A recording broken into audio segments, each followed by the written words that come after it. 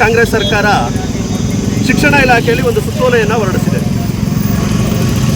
ಏನು ಅಂತ ಹೇಳಿದ್ರೆ 2022ರಲ್ಲಿ ಮಾನ್ಯ ಕರ್ನಾಟಕ ಉಚ್ಚ ನ್ಯಾಯಾಲಯ ಹಿಜಾಬ್ ಸಮವಸ್ತ್ರದ ಭಾಗ ಅಲ್ಲ ಅಂತೇಳಿ ಸ್ಪಷ್ಟವಾಗಿ ಒಂದು ತೀರ್ಪನ್ನು ಕೊಟ್ಟಿದೆ.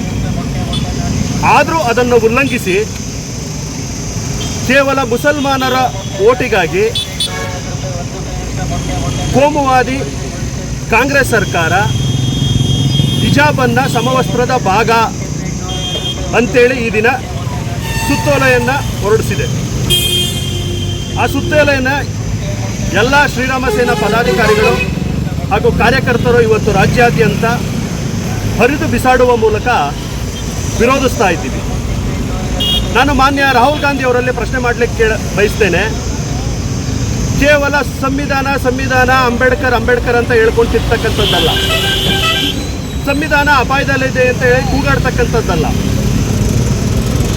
ರಾಜ್ಯ ಉಚ್ಚ ನ್ಯಾಯಾಲಯದ ತೀರ್ಪಿಗೂ ತಮ್ಮ ಸರ್ಕಾರದಲ್ಲಿ ಬೆಲೆ ಇಲ್ಲ ಅಂತ ಹೇಳಿದ್ರೆ ತಾವು ಯಾವ ಸಂವಿಧಾನದ ಬಗ್ಗೆ ಮಾತಾಡ್ತಾ ಇದ್ದೀರಿ?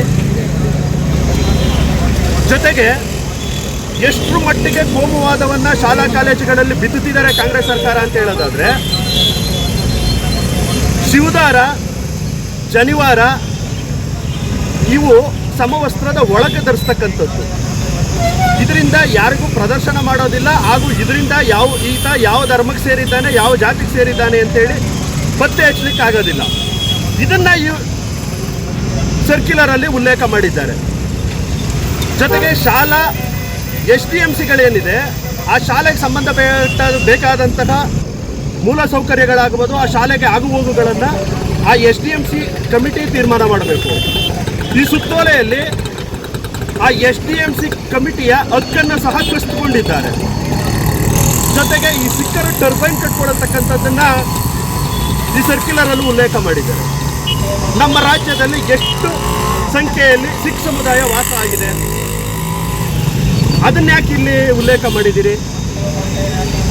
ಈ ಎಲ್ಲ ಹಿನ್ನೆಲೆಯಲ್ಲಿ ಕೋಮುವಾದಿ ಕಾಂಗ್ರೆಸ್ ಸರ್ಕಾರ ಈ ಸುತ್ತೋಲೆಯನ್ನು ಕೂಡಲೇ ಹಿಂಪಡೆದುಕೊಳ್ಬೇಕು ಅಂತೇಳಿ ನಮ್ಮೆಲ್ಲ ಪದಾಧಿಕಾರಿಗಳು ಈ ಸುತ್ತೋಲೆಯನ್ನು ಹರಿದು ಬಿಸಾಡುವ ಮೂಲಕ ರಾಜ್ಯ ಸರ್ಕಾರ ಕೂಡಲೇ ಈ ಸುತ್ತೋಲೆಯನ್ನು ಹಿಂಪಡೆದುಕೊಳ್ಬೇಕು. ಇಲ್ಲ ಅಂತ ಹೇಳಿದ್ರೆ ನಾವು ರಾಜ್ಯ ಉಚ್ಚ ನ್ಯಾಯಾಲಯದ ಮೆಟ್ಟಿಲೇರಿ ಸರ್ಕಾರಕ್ಕೆ ಛೀಮಾರಿ ಹಾಕ್ಸ್ಬೇಕಾಗತ್ತೆ ಅಂತೇಳಿ ಶ್ರೀರಾಮ ಸೇನೆ ಇವತ್ತು ಘಂಟಾಘೋಷವಾಗಿ ಘೋಷಣೆ ಮಾಡುತ್ತೆ. ಹರಿರಪ್ಪ.